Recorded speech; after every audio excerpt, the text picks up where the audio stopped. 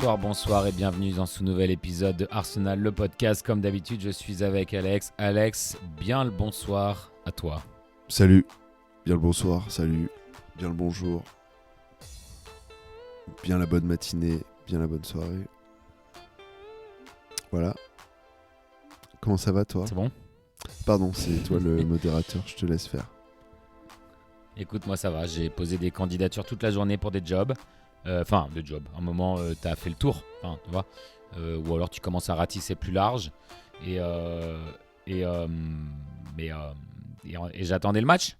Et bah, tu sais quoi, pendant la journée, ma journée de merde, je me suis dit, est-ce que ça va vraiment être un match de merde contre un Atlético de merde où tu ratisses comme ça, tu sais pas où aller et finalement ils te mettent des petits buts de connard en simulant sur plein de trucs, en exagérant tout avec l'arbitre. Je me suis dit, est-ce que ça va couronner cette journée de merde ? Et bah, en fait, quand même, ça va. Ça m'a soulagé. Ça l'a couronné, mais pas d'une couronne de joyaux et d'une couronne de laurier, finalement. Voilà, le roi du harambol. Arteta, le roi du harambol. Je sais pas si les auditeurs pourront comprendre cette référence, mais je vous conseille d'aller voir sur Instagram Arteta. Comment on pourrait décrire ça ? Moi, j'étais juste tapé harambol dans la recherche. Ah ouais, mettez harambol, c'est trop drôle. Harambol, Arteta ou Simeone, là, c'est tellement drôle. Enfin, c'est pas très c'est correct. Politiquement, c'est pas très correct. Mais bon, on va dire que sur Instagram, il n'y a pas grand-chose qui est correct politiquement. Disons qu'ils sont accusés de porter atteinte au beau jeu, au beau football, à force de marquer des buts sur coup de pied arrêté. Ce que j'adore. En tout cas, la journée de Ligue des Champions là nous a apporté des scores assez hallucinants. Je pense que ça faisait longtemps qu'il n'y avait pas eu des scores comme ça. Attends, tu m'as pas demandé pour Barcelone. Tu m'as pas demandé ma journée là avant de parler des scores là. Ouais, mais on n'est pas obligé de parler de nos deux journées. La prochaine fois, je te demanderai la tienne. Après, merci. Si tu as quelque chose à me raconter, je t'écoute. C'est génial, merci. Parce que, attends, je crois que c'est notre 20e épisode. Je crois que 20 fois, je t'ai demandé de me raconter ta journée. C'est pas notre 20e épisode, c'est au moins le... 19 fois par an. 19 fois jusqu'à aujourd'hui. 50e épisode au moins. On doit faire l'anniversaire. Au moins. Bon. Et bientôt l'anniversaire du podcast. Hein. Il va y avoir un événement. On va être sur Twitch, on va être sur Kik. Venez, rejoignez-nous, hein, ça va être génial. On va ouvrir des cartes de football des années 70. On va faire plein de trucs. Voilà, donc plein de petits goodies pour vous. Non, je dis n'importe quoi, je fais comme les youtubeurs. Alex, raconte-moi ta journée si tu veux. Non, c'est bon, j'ai eu ma digression. J'ai eu mon quota de digression. Okay, c'est bon, Non, j'ai pas eu mon quota. Ton moment d'attention. Ouais, voilà. Bon, je disais que la Ligue des Champions, là, aujourd'hui, nous a apporté des scores, des 6-1 pour Barcelone contre Olympiakos, 6-2 pour le PSV contre Naples, 4-0 pour l'Inter Milan contre l'Union Saint-Gilloise, 7-2 pour le Paris Saint-Germain à l'extérieur contre le Bayer Leverkusen. D'autres scores, bien sûr, Manchester City ont gagné aussi, Newcastle ont gagné contre Benfica, mais surtout, le gros match de la soirée, Arsenal 4-0, Atlético de Madrid. Ouais, Franchement. C'est juste le seul match intéressant de... Non, mais même si on n'est pas fan d'Arsenal, tous les trucs que tu as dit là, les équipes, je sais même pas qui c'est. On s'en fout, non ? OSF, on s'en fout. Il n'y a que Arsenal Atlético qui était bien ce soir. Je veux dire, à moins d'être fan de Leverkusen ou de je sais pas quoi, qui va aller regarder ces autres matchs pourris ? En tout cas, moi j'aime bien ces petits matchs, ces matchs de coupe qui te permettent, contre les petites équipes, tu sais, qui te permettent, une fois que tu mènes 4-0, de changer ton effectif pour mettre tes remplaçants, reposer un peu tes gros joueurs parce que tu as déjà fait le taf. Moi j'aime bien ces petits matchs comme ça. Tu vois, ce qu'on n'a pas fait contre Port Vale, on l'a fait contre Atlético Madrid. Ouais, parce qu'on a eu l'opportunité. Blague à part, je pense que c'est quand même l'équipe qui nous a causé le plus de problèmes jusqu'au but de Gabriel. Je trouve qu'on a quand même beaucoup souffert. C'est un peu bizarre de dire ça après avoir gagné 4-0, mais je trouve que de toutes les équipes auxquelles on a fait face, c'est celles qui ont créé le plus d'occasions. Il faudrait que je regarde les expected goals. Peut-être que c'est juste un ressenti parce que là, je parle à chaud après le match. Mais voilà, il y a eu l'erreur de Raya, puis la barre transversale en deuxième mi-temps de Julian Alvarez sur un magnifique tir. Il y avait... moi, je me disais quand même, si là, les mecs, ils sont à un certain niveau en plus de comédie avec l'arbitre et de cirque. Je me disais, là, tous ces éléments sont réunis. Si on s'en sort vainqueur, ce sera une grosse grosse performance. Saka était capitaine. À la composition, on avait Miles Lewis-Kelly qui avait remplacé Calafiori et Martinelli qui avait remplacé Trossard. À part ça, c'était plutôt l'équipe qu'on attendait. Ouais, juste, je suis d'accord avec toi sur ce que tu dis, sur le fait ils étaient relativement dangereux, mais je trouve qu'ils étaient quand même. Oui, ils nous causaient des problèmes, c'était comme. Ça me faisait penser à ces Porto et Sporting Lisbonne, puissance 10, quoi. C'est les pros de ça. Mais après, je les. Vraiment là, je suis pas du tout en train d'être condescendant ou quoi que ce soit, mais je trouvais quand même qu'ils étaient quand même en dessous. Je veux dire, par exemple, quand on joue contre City ou Liverpool, ou contre le PSG l'année dernière, je trouvais que c'était, en tout cas au niveau de la qualité techniquement, c'était du même niveau que nous, voire mieux, tu vois. Alors que là, je trouvais pas que c'était, tu vois, au niveau, on peut le dire techniquement et tout, au niveau de la qualité de leurs joueurs, ils sont quand même en dessous. Et c'est pas, je suis pas du tout en train d'essayer d'être condescendant. C'est une très très bonne équipe, mais ils ont des très bons joueurs aussi. Mais je trouve que normalement, pour moi, je sentais quand même que normalement c'est à nous de gagner. Après, oui, ils nous ont causé plein de problèmes. Ils étaient super chiants. C'est une équipe, c'est des pros pour perdre du temps, pour un peu chouiner à l'arbitre, pour, voilà, pour un peu embêter, faire des fautes, obtenir des fautes. Et ça, c'est vrai que en Champions League, ça marche bien. Ils savent comment un peu jouer avec l'arbitre pour ces trucs-là. Mais quand je dis tout ça aussi, ça doit pas forcément être une critique, hein. Pour moi, t'as le droit de jouer comme ça aussi. C'est une tactique comme une autre. Et je veux dire, bah, les arbitres, enfin, je veux dire, on laisse les équipes faire ça. Donc pourquoi ne pas le faire? Et je veux dire, c'est être naïf de pas le faire en fait. Et moi, je pense que là, Arteta, il a dit à ses joueurs, les gars, c'est un match hyper important, mais c'est même pas une question de résultat. C'est que là, vous allez apprendre. C'est un stage accéléré, une formation accélérée là. Là, vous regardez, vous observez, vous apprenez. C'est comme ça qu'il faut jouer. Là, c'est vraiment comment manipuler l'arbitre, comment obtenir des fautes, comment faire des fautes sans se prendre trop de rouge, faire des cartons orange, comment perdre du temps, comment un peu casser le rythme. Ça, c'est vraiment.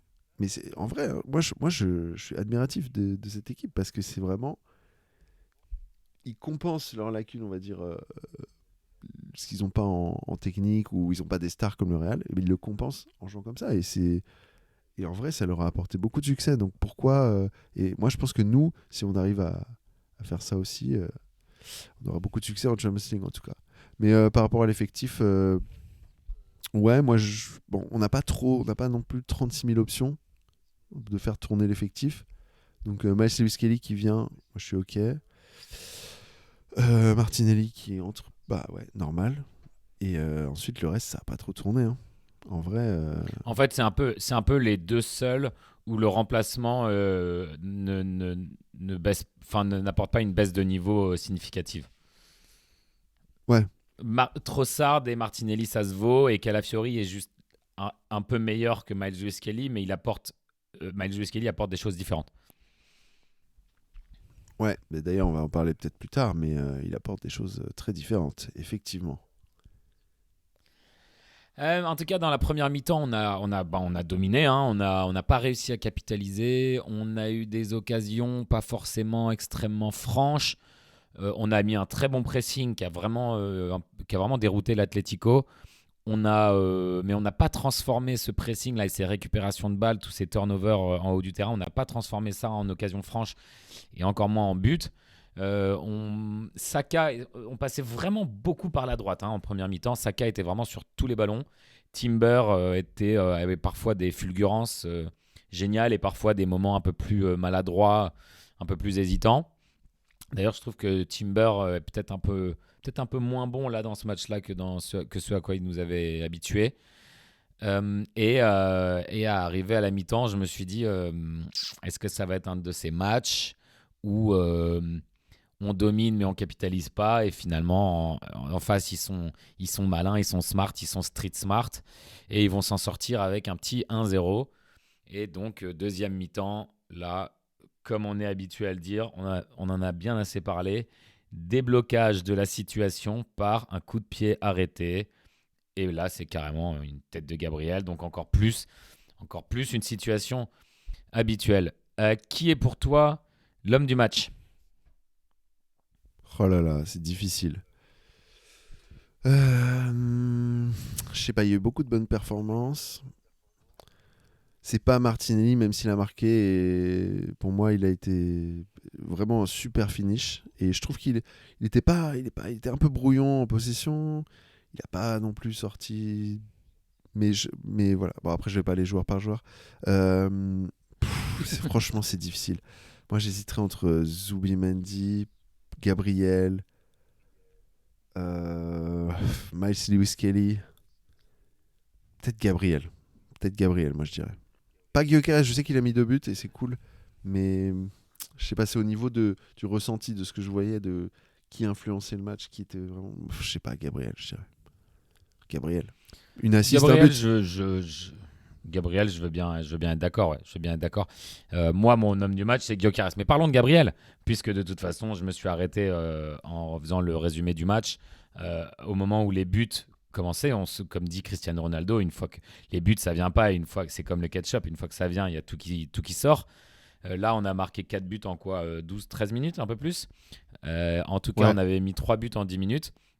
Donc ça s'est débloqué sur un coup de pied arrêté, une faute que Martinelli obtient après une bonne petite course quand même, et une faute de Marcos Llorente où j'ai vraiment cru qu'il lui avait cassé la jambe parce que tu sais quand le joueur tourne sur lui-même et se prend un tac, t'as l'impression qu'il pivote un peu, mais ça Attends, va, je pense que Martinelli a quand même bien exagéré le truc. c'est la faute où on dirait on dirait presque que c'est Martinelli qui fait faute sur Llorente. Ouais, en fait Ça, c'est c'est trop Martinelli drôle. qui met le pied devant le ballon et Il Llorente essaie. qui bute dessus, ouais. Ouais, il se met de dos parce que Et je crois que c'est ça la faute qui mène au but. Ah Hein. ouais. Moi, j'ai juste un petit aparté, mais j'ai trouvé ça trop Attends, drôle. Ouais. ou alors c'est ce qui Non, ça c'était vient avant, hein. ensuite. Non, il me semble que c'est ça. Ah ouais, c'est celle-là parce que j'ai trouvé ça hilarant parce qu'en fait, déjà, en vrai, est-ce que c'est vraiment faute? C'est un peu, c'est kiff quand même. Et surtout, il tombe comme ça en faisant une tête genre agonisante comme ça. Et derrière, t'as le ralenti, t'as Arteta qui est là, genre en train de lever les bras, excédé comme ça. C'est hyper drôle. Voilà Et quoi. le coup franc de Rice est extrêmement bien tiré, comme d'habitude. Il en a mis un deuxième plus tard, c'est vraiment similaire, au même endroit. Le coup franc de Rice, ça arrive pile sur la... Alors c'est très bizarre parce que la défense de l'Atlético se trompe complètement sur la ligne de hors-jeu. Il y a le mec qui descend, donc il arrive à garder Gabriel en position légale, disons, et il descend avec lui. Et juste au dernier moment, il décide de refaire un pas vers le haut, comme s'il décidait beaucoup trop tard de jouer le piège du hors-jeu. Et du coup, il laisse la balle aller jusqu'à Gabriel, qui est à l'entrée de la petite surface et qui des 6 mètres et qui est juste à mettre la tête dedans. En fait, le foot, c'est facile parfois. Il suffit de mettre la balle là et de mettre une tête dans le but. Ouais, il suffit. Il suffit, ouais. Je veux analyser. Bah en fait, non mais là, En tout cas, c'est un énorme but. qu'est-ce qui fait. Ouais, mais après, c'est vrai qu'en fait, c'est ce genre de but, tu te dis, ah ouais, mais c'est trop facile. Mais en fait, qu'est-ce qui fait que c'est facile? C'est que le coup franc de Rice, il est, mais pile. En fait, il est au bon endroit Dans la zone dangereuse. parce qu'il est juste. Il est vraiment près du gardien, donc c'est très facile pour Gabriel de mettre la tête, mais il est pas trop près non plus, que le gardien peut pas l'intercepter. Il est pas assez près pour que le gardien puisse l'intercepter. Donc c'est vraiment le ballon, mais parfait. Et après la course de Gabriel, bien sûr aussi impec. Parce que c'est pas que Gabriel, c'est Gabriel, mais c'est aussi les autres. La chorégraphie du coup de pied arrêté est incroyable. Mais encore une fois, coup de pied arrêté, set piece FC comme ils disent en anglais. Mais moi j'adore ça. J'adore, je suis content, je suis fier qu'on soit un espèce de Stoke City 2.0. J'adore ça, je trouve ça génial, je kiffe Et depuis surtout 2 qu'on ans. en met plus tard un autre, hein, on y viendra. Ouais. Mais... Et Enfin, quoique, non, on y viendra. On peut en parler maintenant, puisque c'est Gabriel qui fait l'assist, et c'est encore un corner de Rice. alors ça, d'ailleurs. c'est pas le 2-0, hein, par contre. Ça, c'est pour le Non, 4-0. c'est 3-0. Mais comme on parlait de Gabriel, comme Gabriel a fait l'assist là-dessus, il est encore inévitable. Il est Ouais. totalement inévitable, ce mec. Non, mais c'est la terreur. Ils se font dessus, pour rester poli, quand ils voient Gabriel arriver, les défenseurs adverses, quand il y a un coup de pied arrêté, parce que c'est la terreur. Moi, si j'étais... Tu vois, s'il y a France-Brésil et qu'il y a Gabriel, bon, c'est pas la même chose. Oh Tu là vois. là. Gabriel sur un corner, s'il y a France-Brésil en finale de la Coupe du Monde, moi, j'ai peur. Hein. Ouais, mais au moins, il n'y a pas Rice et Saka pour Ouais, les envoyer pile c'est vrai. dessus. Quoi. Mais il y a Martinelli pour faire un centre pourri. Non, je rigole. Mon petit Martinelli, j'ai toujours aimé Martinelli, moi. Voilà. ton petit Marty. Est-ce que tu as vu dans la célébration de Gabriel quand il met le but? Déjà, il dit attends, m'embête pas, je vais célébrer avec le drapeau là. Donc, il essaie de faire son truc avec le drapeau de corner. Et à ce moment-là, Saliba lui met une énorme fessée. Mec. Non, j'ai pas vu. J'ai pas vu ça, non. Mais C'est en c'était moins gros plan, drôle. quoi. Vraiment là. C'était moins drôle. Je sais pas si tu te rappelles, là, en 2019-2020, il y avait une célébration hyper drôle. Je sais plus si c'est la Casette qui célèbre et t'as Aubameyang à genoux et sa tête se retrouve à un endroit Au niveau de son au entrejambe. niveau de l'entrejambe. Il s'enlève comme ça un peu genre. Ça c'était trop drôle aussi. Ça m'a rappelé ça. Non, j'ai pas vu cette fessée. Non, j'ai pas vu ça. Je pensais que ça t'avait rappelé la vidéo que Saliba filme dans les vestiaires Quoi quand Saliba était dans les vestiaires, quand il était en Ligue 1 là. Ah ouais, Et qu'il y avait le non, mec non, en train non. de se tousser l'entrejambe. Peut-être pas parler de ça là. Voilà, on sait pas ce qui se passe dans les vestiaires, on veut pas savoir. En tout cas, là, il lui a mis une énorme fessée devant la caméra, à 1 mètre de la caméra. C'est très drôle. Ils sont très amis, hein, c'est bien, tant mieux pour eux. C'était drôle, c'est bon, on peut rigoler. C'est marrant. En tout cas, au-delà du but, juste après, je sais pas pourquoi, on a été un peu déstructuré. Le premier but, je parle quand on a débloqué le 1-0. Derrière, on a été un peu déstructuré de l'Atlético. On a profité pour y aller, pour foncer en attaque. Et à ce moment-là, Gabriel est celui qui fait un contre totalement décisif sur une attaque. Ensuite, il y a eu une petite série d'attaques, mais on a survécu à ça. Et de là, plus jamais fait marche arrière. Mais justement, je trouvais ça intéressant en fait ce moment. Parce que c'est vrai qu'on avait l'air tout d'un coup super désorganisé juste après le but. Mais en fait, je pense que c'est pas forcément nous. Je pense qu'en fait, c'est une tactique. Et j'ai trouvé ça vraiment intéressant tactiquement de faire ça. Parce que je pense il l'a fait de manière délibérée. On dit délibéré en français ou c'est en anglais deliberate? On dit en français délibéré. Je pense, ouais. Enfin, exprès quoi. C'est qu'à mon avis, c'est la tactique d'Atlético. C'est genre quand ils prennent un but, on fonce, on met tout vers l'attaque, tout d'un coup juste après. Parce que c'est le moment où l'adversaire et les équipes font pas tout ça. Tu regardes en première ligue, les équipes mettent un peu un petit coup de boost peut-être après un but, mais pas comme ça. Là, à mon avis, ça c'est vraiment une tactique de dire les gars, si on prend un but, tout de suite après, on attaque comme des dingues. Là, les 2 minutes d'après, juste les 2 minutes d'après, tu vois, on attaque comme des dingues pour essayer de les surprendre, les prendre à chaud comme ça et de mettre le 1-1. Et je suis certain que c'est une tactique Simeone. Hein. Ouais, non, mais c'est pas parce que que Simeone. Mais une équipe sont plus vulnérables juste après avoir marqué, apparemment. Bon, ça, c'est le dicton qui dit ça, mais je trouve qu'en première ligue, tu vois pas forcément comme ça. Et moi, je suis sûr que c'était un truc à la Simeone de tu sais, un peu tactique psychologique aussi, de dire ok, ils viennent de marquer, ils vont pas s'attendre à ce qu'on mette tout vers l'attaque, tu vois, tout de suite après, comme ça, comme des dingues. Mais juste 2 minutes, tu vois, je suis sûr que le stratégie, si on fait ça 2-3 minutes, si ça marche pas, on revient à la stratégie normale. C'est que 1-0, on essaie d'égaliser tranquille. Mais je trouvais ça assez intéressant comme approche, parce que c'est c'est un pari aussi, parce que tu peux aussi très bien te prendre un contre. Mais en tout cas, après, moi, je trouve que tactiquement, ils étaient impeccables. Hein. Ils avaient tout.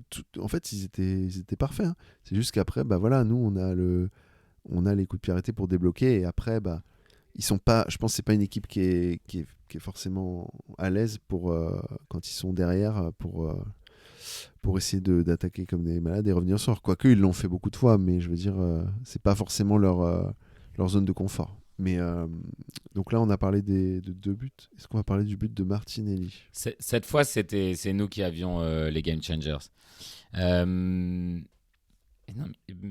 Si tu veux, on parle du deuxième but. Moi, j'allais parler de Gyökeres, mais on peut parler on peut faire dans l'ordre du match si tu veux. Non, mais c'est juste que on peut faire une petite mention pour les deux. Pour le deuxième but, on va dire surtout un dont on peut parler, c'est Maes Lewis-Kelly. Juste la course incroyable de Maes Lewis-Kelly.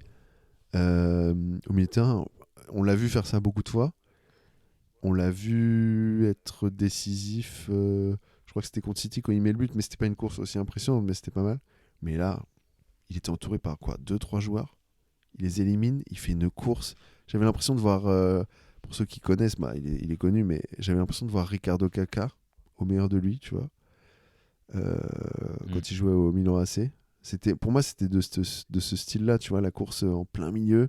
Il a mis tous les joueurs, un mélange de vitesse, de puissance, de contrôle du ballon. La passe parfaite, l'appel très bon de Martinelli qui est pas hors jeu. Et le finish, première intention, moi je pensais qu'il allait. Je sais pas, c'est Martinelli, hein, je l'aime beaucoup, mais on sait jamais trop ce qu'il va faire. Mais là, c'était la confiance. Première intention, finish parfait, le gardien la touche, mais elle rentre quand même assez bas. Franchement, j'ai adoré ce but. C'était pas forcément le plus kiffant en termes de. Moi, j'ai énormément kiffé quand c'était Gabriel ou le but de Gyökeres avec l'assist de Gabriel. Mais vraiment esthétiquement incroyable, quoi. C'est c'est le plus beau but du match, hein, Ouais, parce de loin. qu'il reçoit la balle au milieu et on parle quand même en tout cas de réputation, une des meilleures défenses du monde.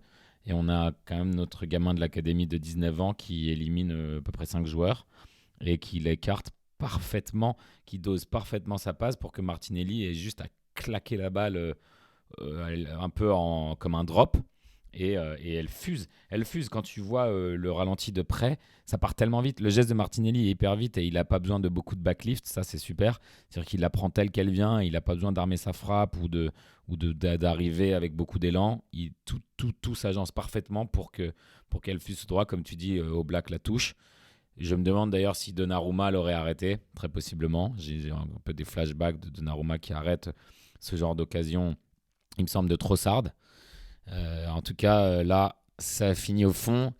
Et 2-0, là, à ce moment-là, je me disais, bon courage Atlético, parce qu'avec votre tactique, low block, après, tant mieux, hein, comme tu dis, il n'y a pas de mauvaise tactique, c'est leur tactique, et voilà.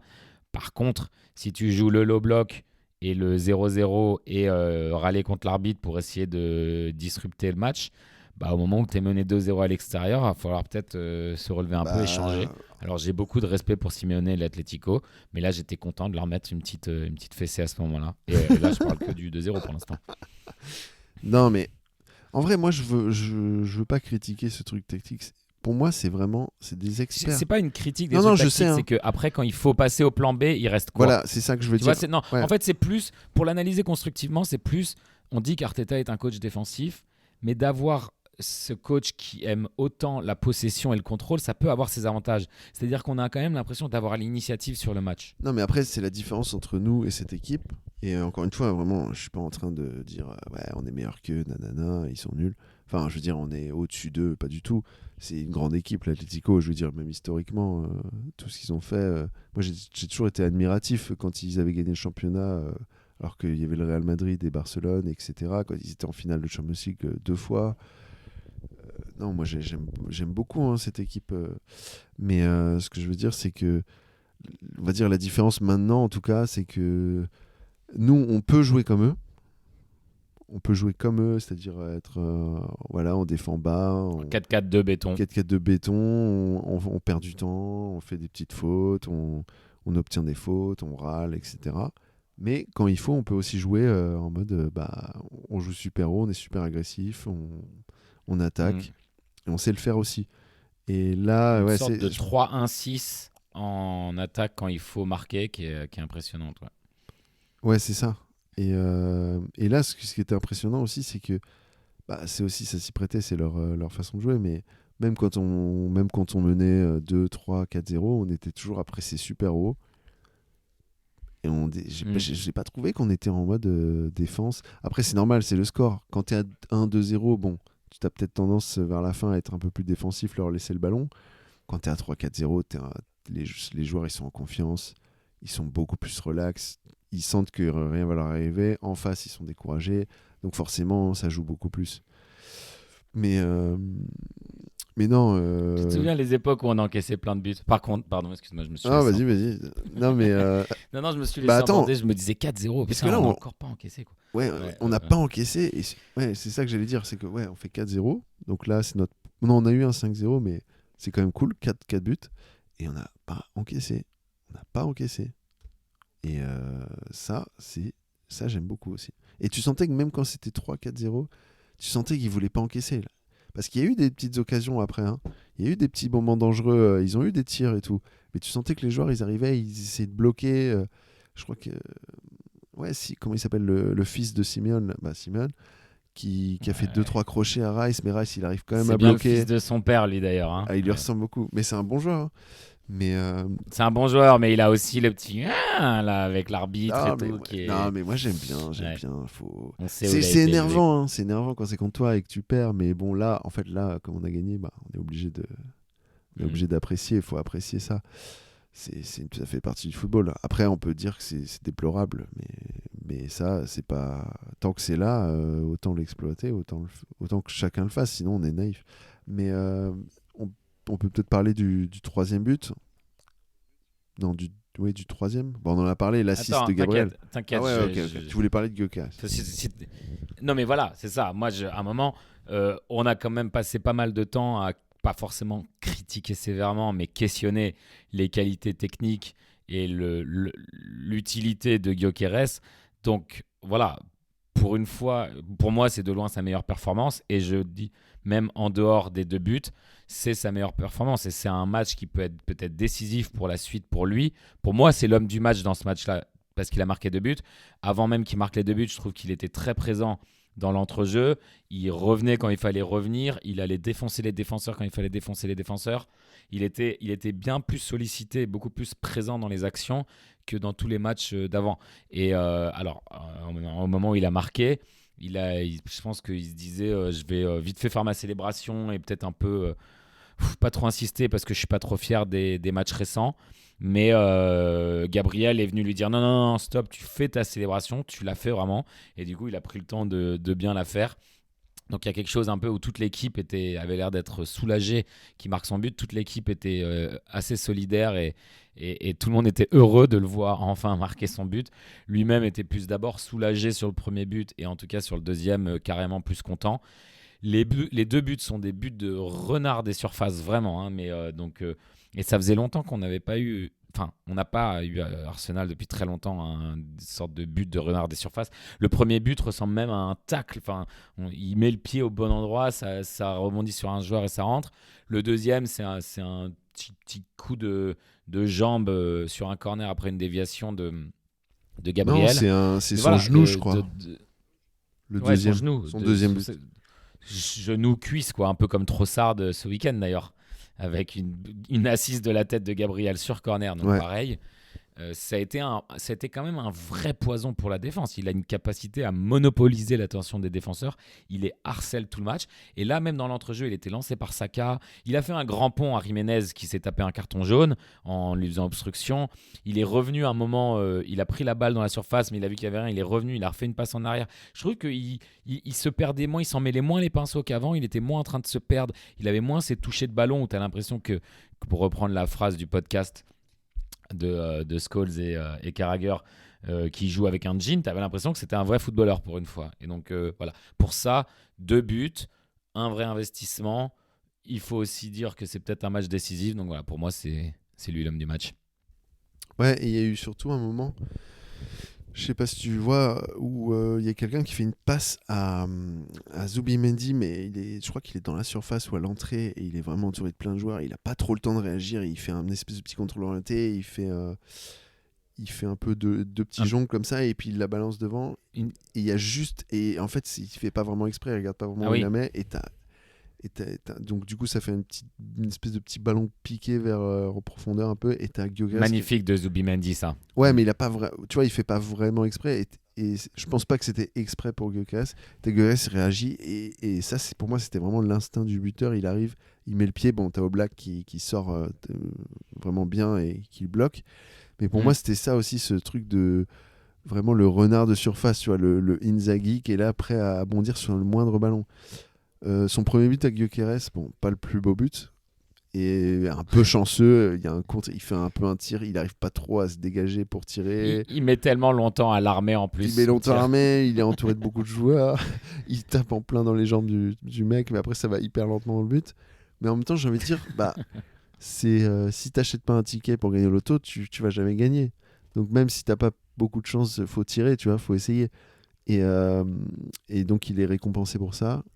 Il a quand même fait sa célébration. Tu sentais qu'il voulait la faire vite. Mais il l'a fait à moitié au début. Ouais. Il l'a fait pour la faire sans la faire vraiment. Et dans un deuxième temps, il l'a fait. Ouais, tu sens que c'était un peu timide. Mais je pense que là, ça lui a fait du bien.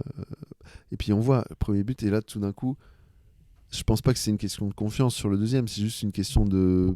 Bah, voilà, c'est un peu le karma, ou je sais pas, mais c'est t'as mis ton premier but et tout d'un coup tout réussit, quoi. Comme tu dis avec Ronaldo et le ketchup, c'est tu mets le premier but et après, bah, t'as un but qui vient relativement facilement pour toi. Mais très belle déviation de Gabriel. Gabriel qui remet la tête, mais qui regarde même pas où elle va parce qu'il essaie de se rattraper et de pas tomber dans les panneaux publicitaires.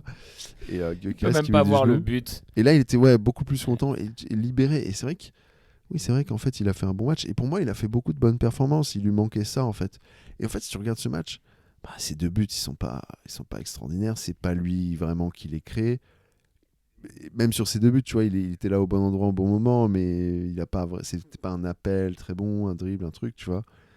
Mais il a quand même contribué, c'est quand même deux buts. Et parfois, c'est juste ça, un quand c'est être là au bon endroit au bon moment, avoir l'instinct tu vois, de marquer. Et moi, j'espère que ça va vraiment le libérer, en tout cas lui donner plus confiance pour la suite, que maintenant, il va terminer ses bonnes performances, qui sont relativement bonnes, par des buts. Et c'est vrai que au-delà de ses buts, il a occupé la défense, c'était vraiment un poison, il a libéré beaucoup d'espace pour les autres, il a pressé. Bon, dans l'entrejeu, Il c'était les pas. épuise. Ouais, il les épuise, et ça, c'est super. Donc, très content pour lui, et c'est notre meilleur buteur, hein. 5 buts, toutes compétitions confondues. Deuxième, Martinelli avec 4, et après, je crois que c'est Saka, Trossard et Gabriel, je crois. Non, Gabriel avec 2 buts, je crois. Bon, c'est pas mal quand même. Prochaine étape pour Gyökeres, c'est marquer les buts qui débloquent les matchs. Pas les 3-0, 4-0, tu vois. Bien sûr. C'est d'être le premier buteur du match. Donc ça, ce sera Et il a le temps. en espérant que ça vienne ce week-end contre Crystal Palace. Oh là là, bon. Et est-ce que je peux juste. Bon. Je sais que c'est peut-être pas dans ton programme, mais je peux faire une légère petite mention. Parce que voilà, on va pas mentionner toutes les bonnes performances, il y en a énormément. Mais pour moi, il y a Zubimendi, on n'en parle pas beaucoup parce que on l'a pas vraiment remarqué dans ce match. Mais pour moi, encore une performance monstrueuse. Encore une performance monstrueuse. Bon, il est sorti à la 70e parce que je pense que Arteta voulu le reposer. Mais la passe pour le. Pas seulement, c'est aussi parce qu'il a eu un jaune complètement débile en première mi-temps. Moi, je trouve qu'il a eu une performance super. Il a mis quelques temps à se mettre dans son match. Et ce jaune-là teinte un peu une performance, Ouais, mais un peu d'immaturité, où il s'est retrouvé face à une équipe que je pense qu'il tient pas forcément dans son cœur. Après un passif peut-être avec eux, je sais pas. Là, il était énervé très vite et il a pas vraiment tenu son sang-froid. Ouais, mais est-ce qu'on peut mettre que ça la aurait faute pu sur aller lui? dans l'autre Ouais, sens. mais attends, je suis désolé, mais quand t'as des gens en face qui font ça, c'est compliqué aussi. Il faut se mettre à sa place, hein. C'est quand même un gros match Champions League. C'est beaucoup de pression. C'est pas évident, hein. Sinon, sinon, les pros, ils auraient jamais de jaune, hein. Tu vois, donc. J'ai pas D'ailleurs, envie. il rate le prochain match. Hein. Ouais, bon. Ah, c'est contre Bayern? Non, c'est contre. Ouais. Non, contre Slavia Prague, heureusement. Ok. Mais tant mieux, il se reposera. En fait, balle au pied, il faisait des petits ballons hallucinants. Il est incroyable. Juste dans la défense, pour bloquer les transitions, il était moins présent, surtout en première mi-temps. On s'est pris pas mal de contre-attaques où il se faisait plutôt déborder et on se retrouvait complètement à découvert. Par contre, une fois qu'il est rentré dans son match, lui non plus, il n'a plus regardé en arrière. Et lui, quand il est dans la zone, quand il est dans le flow, c'est incroyable. Ouais. Non, mais voilà, il a mis une demi-heure à se bétonner un peu, il me semble. Mais bon, il a quand même été sur le troisième but, enfin sur le premier but de Gyökeres, c'est lui qui fait la passe pour Martinelli en profondeur. Quand Martinelli met le centre et ils tentent une volée et puis ça atterrit dans les pieds de Gyökeres. Mais non, mais une petite mention. Ouais, oui, non, alors les ballons piqués au-dessus de la défense, là, ils sont tellement dangereux de Zubimendi, ça je suis d'accord. Et je pense que c'est pas des trucs qu'il faisait. De ce que je voyais, j'avais un peu regardé les compilations tu vois, quand il était à Sociedad, les compilations de toutes ces touches de balle contre une équipe ou avec l'Espagne. Et c'est vrai que c'est pas forcément des trucs que je voyais faire. Il jouait beaucoup plus bas, beaucoup plus vraiment pur milieu défensif qui jouait entre les défenseurs presque. Et là, je trouve offensivement, il est plus présent. Mais après, c'est normal, on a une équipe qui a beaucoup plus le ballon. La Real Sociedad, ils avaient le ballon, mais c'était pas une équipe qui dominait forcément le championnat. Enfin, qui dominait, je veux dire autant. Mais voilà, petite mention. Mais tu me permets de faire une transition tranquille vers Arteta parce que j'ai forcément envie d'en parler un peu. Surtout que là, ce qu'on a vu, tu dis les petits ballons de Zubimendi qui étaient lancés là entre le défenseur central et l'arrière latéral ou par-dessus la défense. Eze en a fait beaucoup aussi pour Saka. Et c'est quelque chose qu'on a vu beaucoup plus dans ce match, des petits ballons lancés, et quand on a des coureurs comme Martinelli, Gyökeres et Saka, c'est très bienvenu, et il va falloir qu'on en fasse plus au fil de la saison, et je pense que Arteta a clairement donné la consigne de faire ça. Au-delà de ça, j'ai trouvé que sa composition, comme tu dis, il n'y avait pas trop de questions. S'il avait mis Calafiori, on aurait dit super effectif aussi. S'il avait mis Trossard, super effectif aussi. Mais il y a quelque chose qu'il faut absolument reconnaître. Là, souvent, je questionne un peu sa capacité à construire une attaque. Et encore une fois, on a débloqué la situation par un coup de pied arrêté.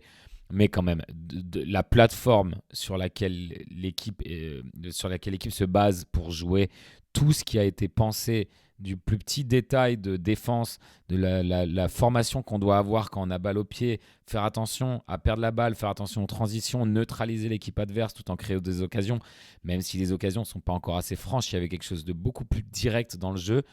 Il en a fait des monstres physiques, les mecs. On parle de l'Atlético Madrid. Physiquement, ils se faisaient balader dans tous les duels. Ils sont extrêmement motivés dès la première seconde. Les remplaçants qui viennent plus tard sont tout aussi motivés et ne font pas baisser le niveau. Chacun a son rôle à jouer. Donc il y a quelque chose tactiquement, on peut encore peut-être progresser. Mais voilà, pour l'avoir critiqué beaucoup de fois, il faut quand même reconnaître à Arteta du rebuild qu'il a fait et des situations dans lesquelles on a été il y a quelques années quand on se retrouvait en Champions League et que c'était la honte. Et voilà, je peux te dire que même Bayern, qu'on doit jouer dans 2 matchs, donc le 26 novembre, ils sont pas forcément très sereins comme ils avaient pu l'être à une époque où ils nous mettaient du 10-2 sur un match aller-retour. Ouais. Quand on les avait eus il y a 2 ans, ils n'étaient pas non plus sereins, je pense. C'était serré. Mais pourtant, là. T'avais un peu eu l'impression que une équipe expérimentée l'a emporté sur une petite équipe novice. Là, il y a une vraie solidité. Là, cette année. Après, c'était pas forcément ce cas-là à cette époque. Je sais pas si on avait été naïf, mais on manquait encore un petit peu d'expérience, peut-être, je sais pas. Mais bref, oui, il faut reconnaître que Arteta, là, tactiquement. Mais c'est parce qu'aussi, il a l'effectif. Moi, je maintiens que s'il avait eu l'effectif à l'époque, il aurait peut-être pu faire ça. Mais on sait pas, on saura jamais. Mais c'est clair qu'il a gagné en expérience. Je pense qu'il fait plus confiance maintenant aux joueurs. Il a l'effectif, ça aide, mais c'est ça qui est bien, c'est que malgré toutes les blessures, on a le banc, on a l'effectif pour faire tourner. Et voilà, il met Martinelli. Martinelli, ça fait un moment qu'il n'a pas commencé un match. Enfin non, il en a commencé quelques-uns, mais il n'était pas contre Fulham.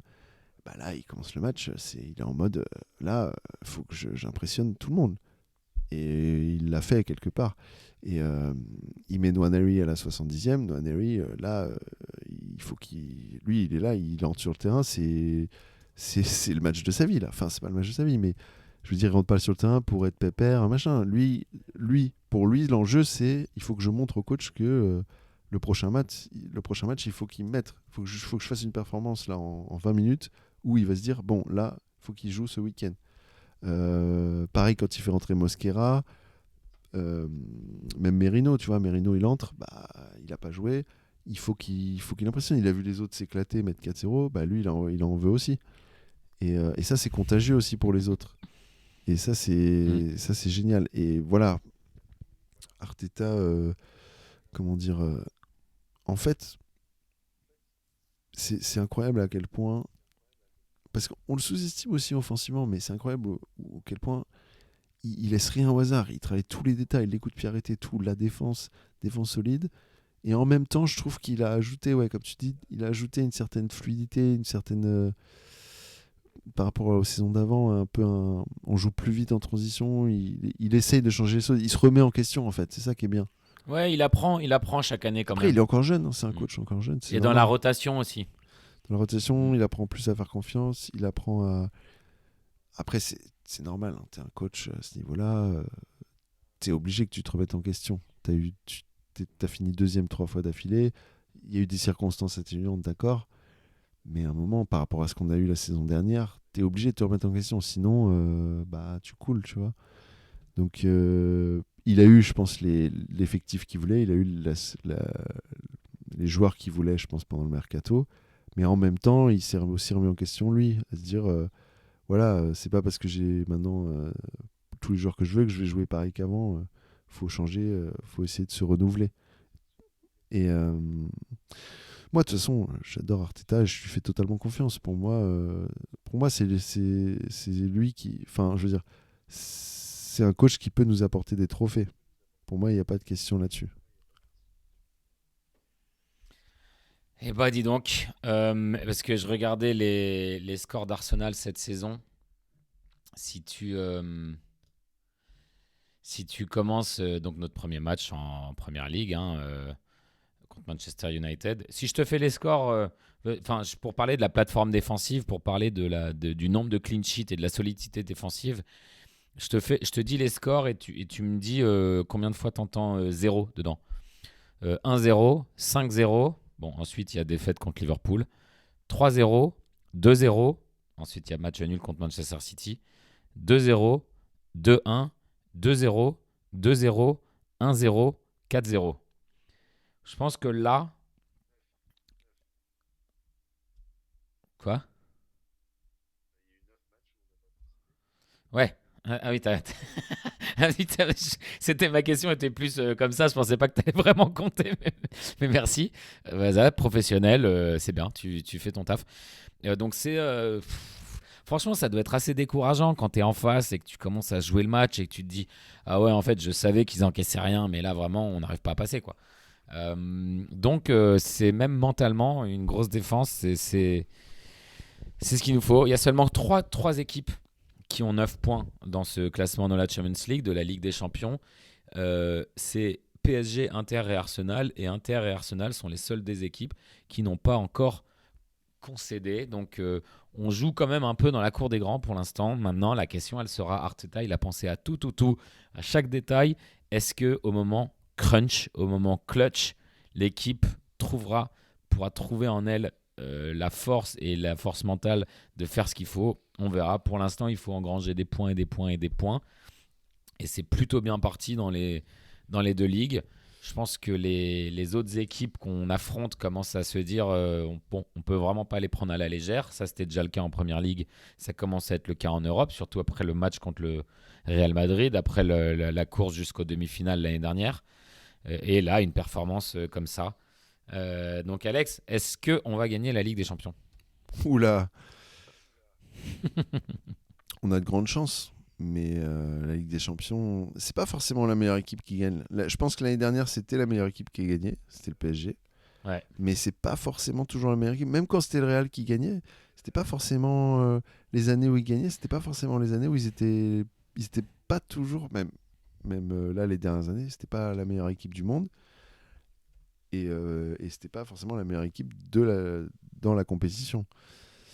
Mais c'est ça, quand tu as des phases éliminatoires, c'est toujours comme ça. Mais ouais, on peut gagner. Après, on a l'équipe pour. Je pense qu'on a la maturité. En fait, on est fait pour. C'est-à-dire qu'on a le côté résilience défensive, coup de pied arrêté. Ça, c'est pas mal dans les matchs serrés, dans les phases éliminatoires en Champions League. Ça, c'est idéal pour gagner. Donc tout est possible, hein. On arrive en demi-finale, c'est pas joué à grand chose. On a perdu contre le PSG, qui ont fini par être vainqueurs. On a vu ce qu'ils ont fait à l'Inter de Milan. Je veux dire, quand tu regardes, je pense de toutes les équipes qui ont joué le PSG, une fois qu'ils avaient leur mojo en deuxième moitié de saison, on est ceux qui s'en sont le mieux sortis, je trouve. On est vraiment ceux qui leur auront Ouais, tenu c'était tête. très serré ce match. Ouais, il y a Aston Villa. Ça joué à quelques trucs. Ouais. Il faut quand même mentionner, même si je les aime pas, Aston Villa, on avait fait un très bon match contre le PSG. Au match retour, ils avaient failli remonter. Ouais, c'est bizarre leur match. Ouais. Même Liverpool, ils s'étaient pas trop mal débrouillés. Mais bon, tout ça pour dire que ouais, la Champions League, c'est très compliqué, hein. Et puis, il y a vraiment des bonnes équipes cette saison. Il y a encore le PSG, il y a toujours le Barça et Madrid qui sont là. Et surtout, moi je dirais surtout, bon, il y a encore Manchester City, Liverpool, bien sûr. Mais je dirais surtout le Bayern Munich. Moi, j'ai été assez impressionné. Et ils sont vraiment, vraiment chauds. Ils n'ont pas perdu encore, je crois, cette saison. Dans aucune compétition. Je crois que je sais même pas s'ils ont fait un match nul. Je crois pas. Donc, ouais. Mais bon. c'est possible. Hein. C'est pas genre. C'est sûr que c'est pas comme en 2016-17 là où on joue en Champions League, c'est genre bon bah vous avez participé, bravo. Tu sais comme le Celtic quoi, qui sont en Champions League chaque année, mais on sait qu'ils vont jamais passer les phases de poule. Nous on passait les phases de poule, mais bon on arrivait en huitième, on savait que c'était grappé. Non c'est plus ça. Là on est vraiment des challengers et ça fait plaisir. Ah, j'ai hâte de ce match. J'ai hâte de ce match Arsenal-Bayern Munich. Mais d'abord, il y aura Arsenal-Slavia Prague. Enfin, Slavia Prague-Arsenal. Zubimendi étant suspendu, comme on l'a dit. Mais à part ça, voilà, on est plutôt confiant. En plus, moi, j'aime bien d'aller à l'extérieur et de mettre peut-être Christian Norgard ou Merino à la base du milieu. On verra qui est dispo et pas blessé à ce moment-là. Déjà, on aura vraiment le temps d'en parler plus proche de la date. Déjà, en attendant, on a ce week-end Crystal Palace qui viennent nous rendre visite à l'Emirates. C'est toujours un match difficile. Ce le sera encore plus avec le Crystal Palace de cette année qui cause vraiment des problèmes à tout le monde avec un système vraiment à la fois très bon en défense et très direct avec notre pote Jean-Philippe Mateta qui a passé un week-end mouvementé, hein, qui a quand même eu un coup du chapeau et qui a raté une occasion monumentale pour mettre le 4-3. Et donc, il avait l'air en train de un peu mitigé sur l'état de son propre match. Et là, ils vont nous apporter beaucoup de difficultés. Heureusement qu'on joue le mardi ce soir parce que je sens qu'il va falloir redescendre un peu de ce match pour se concentrer sur Crystal Palace qui va pas être facile. Et c'est dimanche. Non. Heureusement, on a un peu le temps de se préparer. Non, ça va pas être facile. Même si c'est chez nous. Donc, c'est quand même mieux que jouer chez eux. Après, ce qui est bien, c'est qu'on a vu... eux, ils ont eu un peu leur série de matchs invaincus qui a été cassée. Et on a vu surtout, on a vu Liverpool qui se sont fait avoir, on a vu d'autres équipes aussi. On est prévenu, disons, on a eu le temps de. On va pas arriver. Ce qui est bien, c'est qu'on va pas arriver dans ce match en mode c'est Crystal Palace, bon voilà. Je pense qu'on est bien préparé et pour moi, il n'y a pas de raison qu'on gagne pas ce match. Je pense qu'on peut que attendre une victoire. On peut pas être là. Moi, si c'est match nul, pour moi, c'est un match raté quoi. Pour moi, il faut qu'on gagne ce match. Je veux dire, ils sont très forts, c'est vrai. C'est une équipe qu'on doit respecter. Ça va être très difficile, mais pour moi, normalement, on doit être au-dessus. On doit gagner ce match. C'est notre niveau. On est au-dessus d'eux. Normalement, on doit gagner. Il n'y a pas d'autres résultats possibles. Il n'y a pas d'excuses quoi. Je veux dire, même si c'est nul, pour moi, on est passé à côté de quelque chose. Surtout qu'il a sorti Eze pour mettre Nwaneri, pour le reposer avant qu'il affronte son ancienne équipe ce week-end. Ça va être bien. Tu vas réussir à attendre tout ce temps-là ? Dimanche. 1, 2, 3, 4 jours. Oh là là. Ouais, ça va. Non, mais là, c'était cool. J'ai vraiment... 5 jours. Là, ce qui est bien, c'est que là, j'ai vraiment kiffé ce match. Je vais revoir les highlights. Je vais écouter un petit podcast dessus. Oui. Ça va être. Tu peux profiter de la sensation. Profiter, un peu. Ouais, c'est cool. C'est toujours cool ces matchs en Champions League aussi parce que c'est toujours un peu. Je sais pas que c'est bonus parce que c'est quand même. Il faut quand même engranger des points. Mais tu vois, c'est cool. C'est une belle affiche contre l'Atlético Madrid. Ça fait. Bon, c'est pas le Real Madrid, tout ça, mais c'est quand même l'Atlético. C'est un grand nom quand même. Ça fait plaisir parce que c'est bonus ces matchs. C'est du spectacle. Ça me rappelle quand j'avais 14 ans que je regardais les matchs de Champions League d'Arsenal. Quand il jouait quand il y avait le coup du chapeau de Henry contre l'AS Rome à l'extérieur, pour ceux qui connaissent, quand il avait mis un coup franc, on avait joué contre Dortmund, tous ces matchs, moi ça me rappelle cette époque où je kiffais trop regarder en milieu de semaine, comme ça j'avais école, mais je regardais le match, c'était trop bien quoi, c'était trop, il y avait des affiches magnifiques avec que des bons joueurs de chaque côté. Et c'est bien de rejoindre Champions League et d'avoir ces matchs où on a moins le stress de la Première Ligue où en Première Ligue on est là, il faut vraiment gagner tous les matchs. Tu vois, là, si ça avait été 0-0, ça aurait été un peu relou, mais c'était pas non plus la fin du monde. Tu vois. En Première Ligue, on a vraiment l'impression que dès qu'on fait un nul et tout, c'est relou. Donc, non, ça fait vraiment plaisir, quoi. C'est vraiment une chouette soirée. Une chouette soirée hein, pour parler belge. En fait, c'était le match parfait. On a fait le match parfait. Ouais. On s'est retrouvé contre une plutôt grosse tête d'affiche. 4-0, c'est pas juste 2-0, c'est 4-0, pour ça que ça signifie quelque chose et pas juste un match de Champions League un peu inutile où on a mis 2-0. On a pu reposer des joueurs, on n'a pas de blessés. Voilà, maintenant profitons pendant 4-5 jours profitons d'avoir battu l'Atlético Madrid 4-0. Profitons. Et puis, je voudrais me féliciter de ne pas avoir fait de digression sur Sur Dragon Ball Z.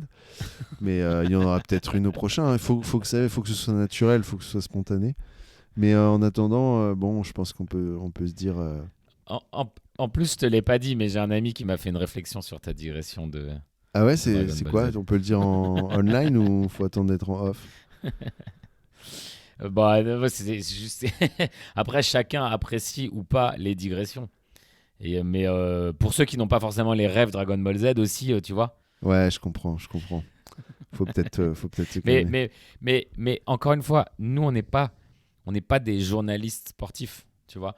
On est deux fans d'Arsenal qui s'y connaissent plutôt bien. Et si on a envie de digresser et de parler de la meilleure marque de stick à lèvres pour quand on a les lèvres gercées, bah écoute, voilà. Quoi? C'est ça, hein. On n'est pas une émission de radio. Pourquoi tu parles de stick à lèvres? Non, mais j'ai essayé de c'était un penser à exemple. sujet Je pensais que tu voulais faire la promotion dont d'un tout le monde truc. se foutrait, quoi. Ok, bon. D'ailleurs, la marque, non. Je pense que là, il est tard et que j'ai encore un peu de travail pour publier cet épisode. Donc, je pense qu'on peut s'arrêter là. Et je vous dis ciao les petits Gunners. Ciao les petits Gunners et profitez bien de cette belle soirée.